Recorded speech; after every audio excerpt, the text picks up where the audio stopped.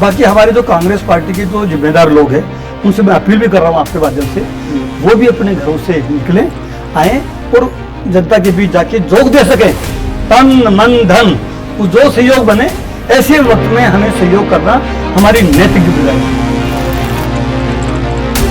क्योंकि देखो राज है ना, राज के पास फंड की कमी नहीं होती है, इच्छा शक्ति की बात है, फॉलोअप की बात है। तो राज के खजाने में अगर थोड़ा सा ये लोग पशु करें और हम लोग भी, हमारी विपक्ष में जो भूमिका है सकारात्मक भूमिका, इसमें कोई राजनीति नहीं होगी। बात आज की चैनल के कार्यक्रम मुद्दा में मैं सुरेंद्र चतुर्वेदी आपका स्वागत करता हूं। मित्रों, इस कार्यक्रम में हम जन संवेदनाओं की अभिव्यक्ति के ऊपर कोई ना कोई ऐसा मुद्दा उठाते हैं जो शहर की चिंताओं से ग्रस्त होता है। चिंताएं किस तरीके से व्यक्त की जाए, उसके उपाय क्या हैं, चिंता के कारण क्या हैं, इस पर भी हम लोग विचार करते हैं। आज जिस मुद्दे पर हम बात करना चाह रहे हैं वो मुद्दा है बोराज की जल प्रलय से जुड़ा हुआ। पिछले दिनों बाढ़ आई, बोराज बांध टूटा, बांध टूटने से सैकड़ों लोग और बहुत सारी कॉलोनियां इससे प्रभावित हुई और इसके बाद आई राजनीति की बाढ़। वो बाढ़, राजनीति की बाढ़ जो थी वो संवेदनाओं और सांत्वनाओं से जुड़ी हुई थी, लेकिन उस बाढ़ के अंदर नकलीपन था। असली बाढ़ तो वही था जो पानी ने अपना रंग दिखाया था। पानी ने अपना रंग दिखाया तो राजनेता क्यों नहीं रंग दिखाएंगे, और राजनेता जब रंग दिखाएंगे तो पक्ष के भी लोग होंगे और विपक्ष के भी होंगे। पक्ष के लोगों ने जो भूमिका अदा करनी थी उन्होंने की, विपक्ष की जो भूमिका होती है वो विपक्ष कर रहा है। हमने पक्ष के लोगों को भी बुलाया और विपक्ष के लोगों को भी बुलाया। आज इस कार्यक्रम के अंदर हमने विपक्ष के जिस सूर्य को बुलाया है, सूरज को बुलाया है, वो अजमेर का एक ऐसा सूरज है जिसकी गर्मी से पूरा, जब वो सत्ता में थे तो सत्ता के अंदर वो चमकते थे, उनकी चमक अलग थी। आज विपक्ष की भूमिका निभाते हुए भी उनकी चमक में कोई कमी नहीं आई है। मेरी मुराद धर्मेंद्र राठौड़ साहब से। धर्मेंद्र राठौड़ इस अजमेर जिले की धरती के पुत्र हैं और उन्होंने हमेशा मुद्दों पर आधारित राजनीति की है। उनका विजन है और उस विजन से उन्होंने राजस्थान के अंदर अपना एक अलग स्थान बनाया। एक अलग स्थान, ऐसा स्थान जो जबान पर रहा मोदी जी की, जो जबान पर रहा अमित शाह की, जो जबान पर बहुत कई कारणों से रहा। मैं उन कारणों पर नहीं जाना चाहूँगा, लेकिन धर्मेंद्र राठौड़ एक ऐसे नेता हैं जो जब कर्मचारी नेता थे तो कर्मचारियों के हितों में उन्होंने जो आवाज़ उठाई आज भी याद की जाती है, उनकी यूनियन आज भी याद की जाती है। उन्होंने जब सत्ता के अंदर थे तो उन्होंने जिस तरीके से अशोक गहलोत को रक्षा कवच के रूप में काम में आए और उन्होंने जिस तरीके से अपना आभा मंडल विकसित किया वो देखने लायक था। आज भी उनका आभा मंडल उसी तरह है, बस फर्क इतना है कि अब वो विपक्ष में है। और मुझे खुशी है कि अजमेर के विपक्ष को एक इकलौता व्यक्ति अगर अभिव्यक्त कर रहा है तो वह है धर्मेंद्र राठौड़। मैं आपका स्वागत करता हूं स्टूडियो में और सबसे पहले मैं ये जानना चाहूँगा कि अब कैसा लग रहा है आपको विपक्ष में भूमिका अदा करते हुए, कि पहले जब आते थे तो गाड़ी आती थी आपकी सरकारी, सायरन बजाती हुई आपके गाड़ियाँ आया करती थी और लोगों की भीड़ खड़ी हो जाया करती थी, और आज आपके पास भीड़ तंत्र नहीं है, तो आपको कैसा लग रहा है? सबसे पहले तो आपको नमस्कार, आपके दर्शकों को नमस्कार। आज आपने आपके इंटरव्यू के माध्यम से एक बहुत अच्छा मुद्दे पे आपने बुलाया है और सबसे अच्छा लगा कि इस चैनल पे पक्ष के लोग भी उतने ही भाव से आते हैं, विपक्ष भी के लोग भी उसी भाव से आते हैं। और मैं सबसे पहले आपको बधाई दूंगा कि आप नियमित रूप से इस चैनल के माध्यम से, आपके ब्लॉग के माध्यम से हम सबको जगाते रहते हो, सबको ऐसे तीखे व्यंग करते हो, तो हमें बहुत, अब तो मुझे आपका व्यंग सुहाने भी लग गए हैं कि जब तक आपका ब्लॉग नहीं पढ़ूं तो मुझे मजा ही नहीं आता है जी। उसमें आलोचना भी नहीं होती, उसमें हम सब लोगों को एक ऐसा फिलोसफी, ऐसा दर्शन मिलता है कि कुछ ना कुछ उसमें से अगर सही ढंग से उसको पढ़ते हैं तो कुछ ना कुछ सीखने की कोशिश करते हैं। बहुत अच्छे, लेकिन आपको उन्हीं में से वो व्यंग भी याद होंगे जब आप जब सत्ता में थे और हम व्यंग बाढ़ छोड़ा करते थे। हाँ। और आप तिलमिला जाते थे। हाँ, नहीं बिल्कुल, थोड़ा तिलमिलाहट होती है, थोड़ी कसमसाहट होती है, लेकिन जब अंदर से पूरा झांकते हैं तो ये लगता है कि आप हमें जगाते हैं जी, और आप अपनी भूमिका, जो एक अच्छे पत्रकार की भूमिका है, वो आप अदा करते हैं जी।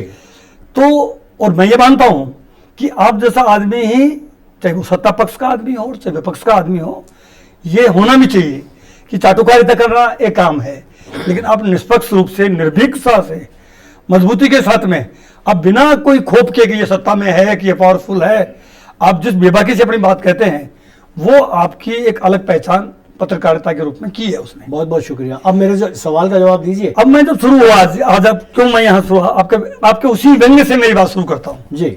आपने कल जो ब्लॉग लिखा, जी। 3 दिन पहले लिखा, 2 दिन पहले लिखा, कल लिखा कि नेता बोराज डैम के जल प्रलय से प्रभावित लोगों से मिलने आते हैं, पक्ष के भी आए, विपक्ष के भी आए, और वो एक नाट्यशाला बन के रह गई है। तो वो बात मुझे इतनी कचोटी जी। और आपने कहा कि देखना यह है कि कौन जमीन पे उतर के कुछ जनता को काम देता, जनता को राहत पहुंचाता है। बहुत अच्छी बात। तो उसी बात से मैं प्रेरित होकर कह सकता हूं कि मैंने ये मन बनाया कि हम विपक्ष में हैं, हमारी भूमिका सत्ता पक्ष को जगाने की है, सत्ता पक्ष को चेताने की है।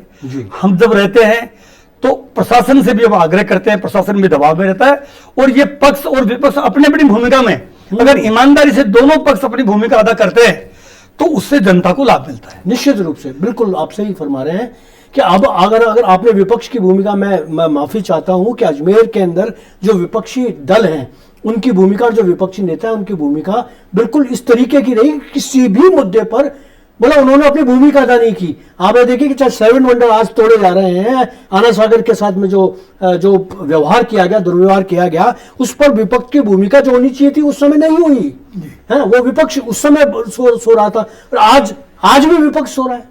उस समय वो वाला विपक्ष सो रहा था, आज ये वाला विपक्ष सो रहा है। आज राजनेताओं के अंदर कहीं कुछ ऐसा नहीं है कि कोई सड़क का ऊपर बात करे या किसी मुद्दे को उठाए। आप आए, जबकि ना तो आप हारे हुए प्रत्याशी हैं, ना आपको कभी टिकट मिला, ना आप, सिर्फ आपकी नैतिक जिम्मेदारी है कि आप अजमेर के बासिंदे हैं और अजमेर की भूमिका आपकी वेदनाओं से जुड़ी हुई है, इसलिए आप काम कर रहे हैं उसके अंदर। बाकी कोई ऐसी वो नहीं है आपकी।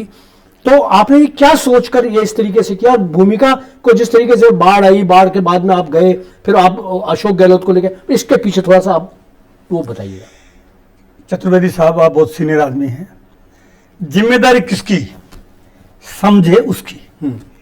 जिम्मेदारी समझनी चाहिए। अगर समझोगे कि हम जनता के बीच रहना चाहिए, जनता अगर सुख में दुख में है, हमें एक सामाजिक सरोकार की भूमिका हमें अदा करनी चाहिए। उसी भाव से जब जो ही मुझे पता पड़ा कि बोराज डैम टूटने से लोग बहुत हताहत हुए हैं, लोगों की ईश्वर की कृपा हुई कि जान की कोई नहीं हुई, हानि नहीं हुई, लेकिन माल हानि बहुत हुई है, बहुत हुई है। पूरी तबाही हो गई, मकान 8-8 फुट के जो पानी भर गया, मतलब आप देखिए इलेक्ट्रॉनिक सामान बह गया, बिस्तर बह गए, लोगों के कपड़े बह गए। जब मैं सबसे पहले मुझे जाने का मौका लगा तो मैं देख रहा था पानी में उतर के, जब मैं चला तो महिलाएं रो रही थी, और मैं इस हालत में था कि मैं रोती हुई महिलाओं को मैं क्या इस वक्त कर सकता हूँ। लेकिन मैं जाने से पहले मैं मन बना के गया था कि मैं कुछ खाने के पैकेट्स तो कम से कम मैं जाऊं तो लेके जाऊं। तो मैंने कुछ खाने के पैकेट, मैंने 100 के करीब खाने के पैकेट बनवाए, और उसमें मैंने कोशिश की कि अपन जाए तो कुछ, क्योंकि उस वक्त मुझे मालूम था चूल्हा होगा नहीं, रोटी बनी नहीं होगी, तो अपन कुछ कम से कम भोजन, पूरी रात की महिलाएं सोई होंगी तो भोजन तो अपन जितने मैं मिलूं उनको दूं। और मैंने देखा कि बहुत हालत खराब थी। उसके बाद में मैंने जिम्मेदारी समझी कि मैं माननीय मुख्यमंत्री जो रहे 3 बार अशोक गहलोत जी, उनको बताऊं। और इत्तेफाक देखिए उनका दूसरे दिन दौरा बन रहा था, एक जादू का कार्यक्रम था। मैंने उन्हें आग्रह किया कि उस कार्यक्रम से पहले एक बार आप जो जल प्रलय के से प्रभावित लोग हैं उनसे आप मिलेंगे। वो बहुत ही मानवीय संवेदनाओं से ओतप्रोत हैं। इतना लंबा उनका जो सार्वजनिक जीवन रहा है, वो हर तकलीफ में, चाहे कहीं भी इस इंडिया के किसी पार्ट में भी सुनामी आई हो, चाहे उड़ीसा का चक्रवाती तूफान हो, चाहे गुजरात के हो, अभी भी पंजाब, हिमाचल और जम्मू कश्मीर की जो त्रासदी हुई है, वहां अभी भी उन्होंने जो अपने लोगों के सहयोग से अभी भी ट्रक रवाना किए वहां भी। तो मैंने जब उन्हें निवेदन किया कि साहब आप एक बार आके देखें, और वो आए, हम उनको लेके गए, जनता ने उनको जिस ढंग से बताया। और मैं ये मानता हूं हमारा एक विपक्ष का काम था, उससे प्रशासन अलर्ट हुआ, उससे राजनेता अलर्ट हुए कि एक सीनियर लीडर जा रहा है। तो मैं ये मानता हूं कि उनके आने से फिर उन्होंने मुख्यमंत्री माननीय भजनलाल शर्मा जी से बात करी, उन्होंने जो स्थानीय विधायक और माननीय विधानसभा अध्यक्ष से देवनानी साहब से बात की, उन्होंने जिला कलेक्टर अजमेर से बात की और बताया जो उन्होंने देखा कि इस फॉयसागर रोड पे जो ये 3-4 कॉलोनियां हैं, जिनमें सरस्वती नगर है, स्वास्तिक नगर है, रावत कॉलोनी है, विनायक विहार है, सबसे ज्यादा स्वास्तिक नगर में डैमेज हुआ। तो उन्होंने कहा कि ये ऐसा नुकसान हुआ है, हर घर की अलग कहानी है। किसी घर में 50,000 का नुकसान हुआ, किसी में 3 लाख का नुकसान हुआ, किसी में 5 लाख का, किसी में 25-30 लाख तक का नुकसान हुआ। तो उन्होंने भी मांग करी सरकार से कि ये पूरा सर्वे, इसका अच्छे से सर्वे हो और विशेष पैकेज सरकार द्वारा विशेष पैकेज दिया जाए, क्योंकि ये जो नुकसान हुआ है ये एक तरह से और जो प्लान है ना डिजास्टर में, उस डिजास्टर के जो नियम है उसमें तो ऊंट के मुंह में जीरा साबित होगा। 2,500 रुपए दे दो, 2,500-3,000 रुपए से है ना, मतलब तो उससे तो कुछ कोई मतलब ही नहीं है। विशेष पैकेज की उन्होंने मांग की और हमें खुशी बताते हुए उसका फॉलोअप भी हुआ, उसका असर भी हुआ। दूसरे दिन अशोक गहलोत जी के जाने के दूसरे दिन डिप्टी सीएम है दिया कुमारी जी आई, उन्होंने भी सरकार की तरफ से अपनी पूरी दुख तकलीफ सुनी। मैंने भी उनसे डिप्टी सीएम साहब से, चूंकि वो प्रभारी मंत्री भी अजमेर की, मैंने भी टेलीफोन से उनसे बात की और मैंने आग्रह किया कि मैं भी गया हूं, गहलोत साहब भी गए हैं, आप भी गई हैं, और मैं अजमेर जिले का नागरिक होने के नाते भी आपसे विशेष आग्रह कर रहा हूं कि जो हालत मैंने देखी आपने भी देखी। उन्होंने कहा नहीं मैंने भी ये देखी हालत वास्तव में। तो मैंने निवेदन किया कि जो पैकेज बना रहे हो वो इतना पैकेज हो कि हर घर में सरकार की तरफ से जो नुकसान हुआ है उसका मैक्सिमम कितना दे सकते हो, और सर्वे जो हो, क्योंकि हमको ये शिकायतें भी आई थी कि सर्वे जो सरकारी कर्मचारी कर रहे थे वो अच्छे से नहीं कर रहे थे। कुछ लोग कह रहे थे साहब कि सरकारी कर्मचारी जो आए सर्वे के लिए वो कह रहे हैं कि तुम्हारे घर में एक आइटम है खाली उसको लिखा दो। तो और कुछ एक अधिकारियों की शिकायत भी की लोगों ने कि साहब जो तहसीलदार है उन्होंने मिसबिहेव भी किया, वो भी हमने जिला कलेक्टर साहब को भी कहा, गहलोत साहब ने ये बातें कलेक्टर को बताई। तो कहने का तात्पर्य है कि मैं तो आपके माध्यम से अपील करूंगा जिला प्रशासन से, नगर निगम प्रशासन से, अजमेर विकास प्राधिकरण के अधिकारी कर्मचारियों से कि इस वक्त वो मुश्किल घड़ी में है, उनसे एक मानवीय संवेदनाओं से ओतप्रोत व्यवहार करें, जितना हो सके मैक्सिमम आपको उनको धीरज बनाए। क्योंकि एक महिला तो आज भी मैं गया तो आज वो बेहोश हो गई है, मतलब सुमन गुरनानी नाम उस लेडी का। उसने कहा कि 8 लाख रुपए मैंने मेरे चाचा से लोन लिया ब्याज पे, अब मैं लोन कैसे चुकाऊंगी। उसकी बेटी की शादी हुई थी, बेटी का दहेज भी बह गया उसके, तो वो बताते बताते रोते रोते बेहोश हो गई। तो बहुत ज्यादा कुछ घरों में हमारी टीम, हमने चतुर्वेदी साहब, पहले मैं आया फिर गहलोत साहब को लेके आए, उसके बाद उसका असर ये हुआ कि दिया कुमारी जी आई, उसका असर ये हुआ कि फिर हमने हमारी टीम तो 3 दिन हमने हमारे ब्लॉक अध्यक्ष, हमारे मंडल अध्यक्ष, उनको लगाया कि आप घर घर में सर्वे करो। और ये सर्वे हमने इस तरह का हमने सर्वे करवाया हर घर का जी। सर्वे के बाद में कॉमन प्रॉब्लम क्या आई ये हमने कल बैठ के मीटिंग करी 5 बजे, 2 घंटे मीटिंग करके जो हमारी टीम 24 आदमियों की लगी थी घर घर, करीब करीब 300 घरों में हमारे लोग गए और सर्वे करके ये पूरा डिटेल जो है ये सर्वे की कि किस घर में कितना। जैसे अब एक सत्येंद्र कुमार है, मान सिंह है, मकान नंबर 1 चेलाराम के मकान के पीछे अजमेर, मकान का फर्श बैठ गया, 1 हॉल, 3 कमरे, पलंग, अलमारी में पानी भर गया, कंप्यूटर, सिलाई मशीन, फ्रिज, गेट, अनाज की टंकी, ड्रेसिंग टेबल, कपड़े आदि खराब हो गए, अनुमान अनुसार करीब 3 लाख रुपए।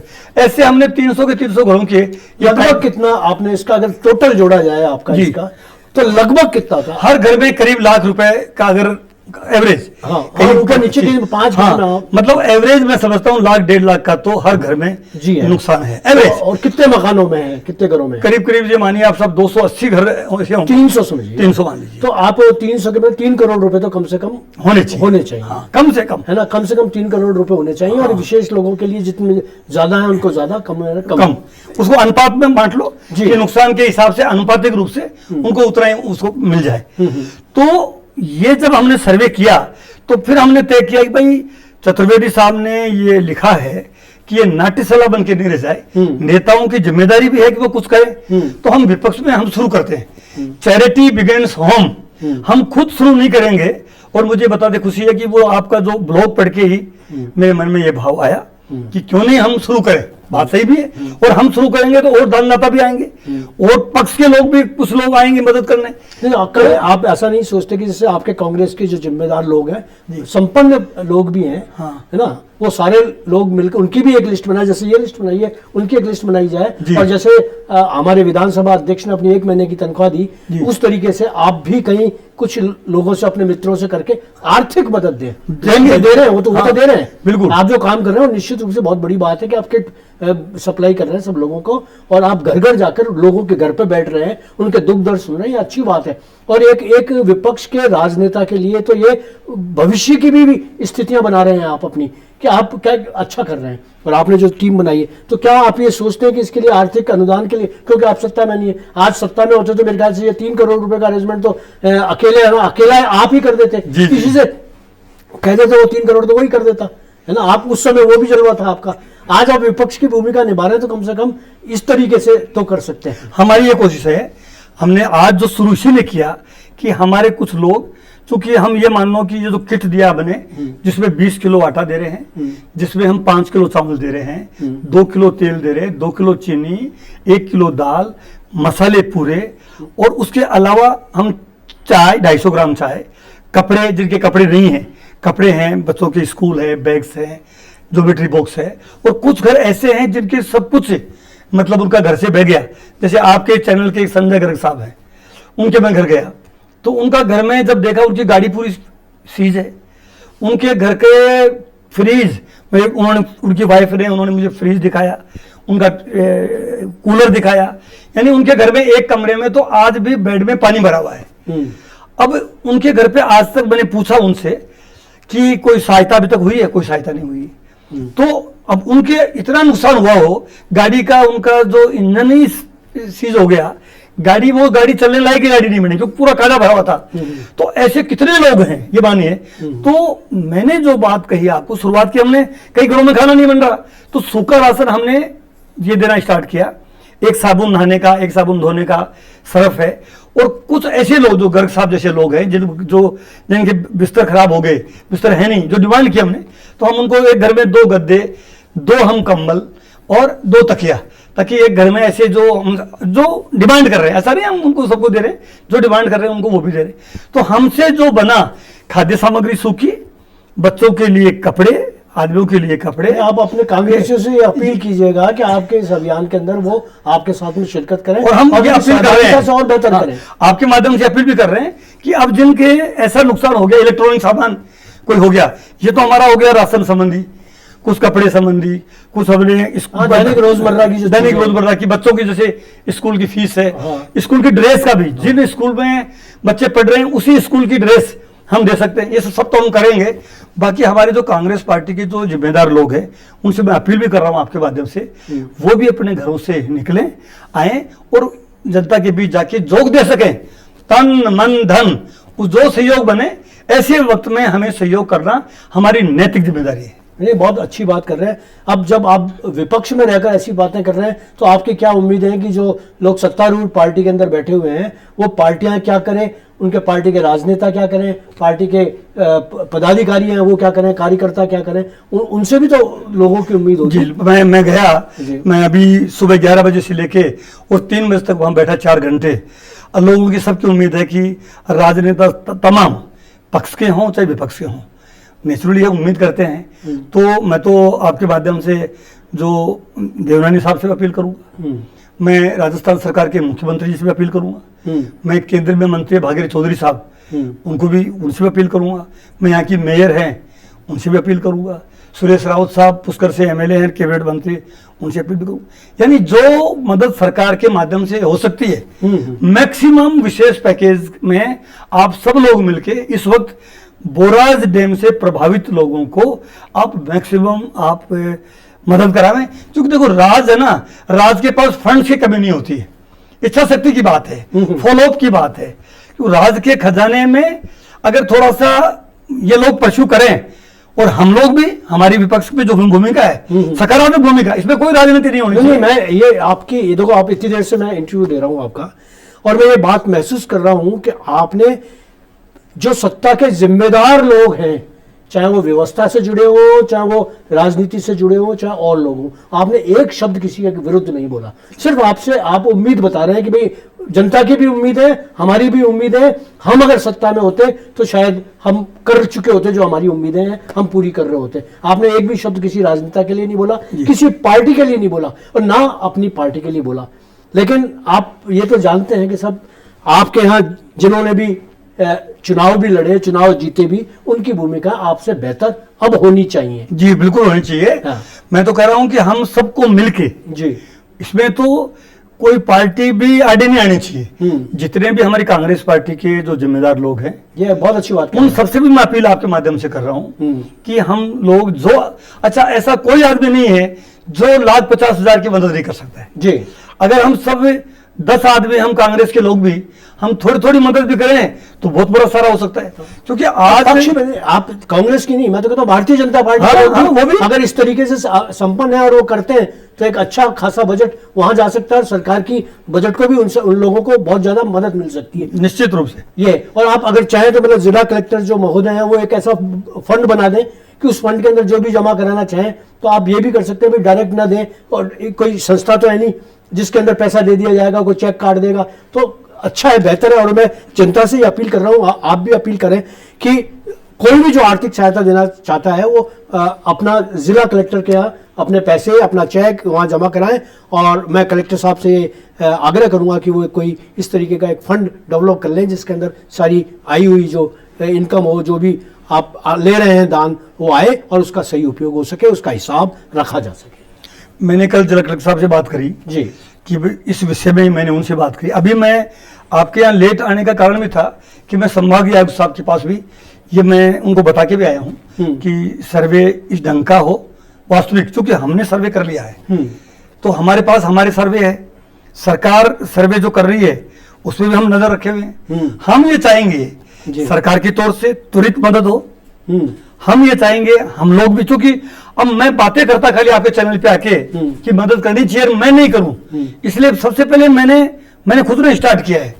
तो हमारी पार्टी के लोगों से भी मैं कह रहा हूं कि आप भी आए। और अजमेर तो इतना दानियों का शहर है, बिल्कुल, यहाँ इतने अच्छे लोग हैं। ये जिला कलेक्टर साहब के जो फंड है तो जिला कलेक्टर के यहाँ फंड में जमा कराएं, अपील कर रहे हैं, क्योंकि इस वक्त जो संकट की घड़ी है, आज जो मदद की हुई है वो व्यर्थ नहीं जाएगी, ये मेरा मानना है। बिल्कुल बिल्कुल, आप सही कह रहे हैं। तो मित्रों, ये हैं धर्मेंद्र राठौड़, जिन्होंने बहुत सलीके से अपनी बात कही। उनकी संवेदनाएं निश्चित रूप से सम्माननीय है। आपने जिस तरीके से आपसे अपील की है, आप उस पर कार्य कीजिएगा। ये कांग्रेस के नेता हैं लेकिन विपक्ष में है। अगर ये सत्ता में होते तो शायद आज यहाँ बैठकर कुछ दूसरी घोषणाएं करते, लेकिन इनके अधिकार और इनकी सीमाएं हैं। इस सीमाओं में रहकर ये जो कुछ कर रहे हैं, एक अच्छा काम कर रहे हैं। मैं आपको साधुवाद देता हूं और ये उम्मीद करता हूं कि आपके कांग्रेसी कार्यकर्ता आपके इस आह्वान पर खड़े होंगे। और आने वाले समय में निश्चित रूप से ये 15 दिन जो हैं वो ऐसे हैं जब उनको सबसे ज़्यादा, जो जल पीड़ित जो लोग हैं उनको सबसे ज़्यादा ज़रूरत इन 15 दिनों के अंदर पड़ेगी। उसमें आप लोग सब उनके दुखों में शामिल रहेंगे, ऐसा मेरा मानना है। आपने आए, मैं आपका आभार व्यक्त करता हूं। आपने अपना बेशकीमती समय दिया और आपने सकारात्मक भूमिका और सकारात्मक अपील से लोगों को जोड़ा। धन्यवाद, बहुत बहुत धन्यवाद, नमस्कार।